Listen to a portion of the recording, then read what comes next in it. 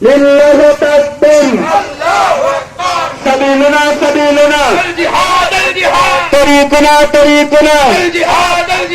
বিশ্বের মুসলিম বিশ্বের মুসলিম বদরের হাতিয়ার খন্দকের হাতিয়ার চব্বিশের হাতিয়ার চব্বিশের হাতিয়ার চব্বিশের হাতিয়ার আমার ভাই শহীদ কেন আমার ভাই শহীদ কেন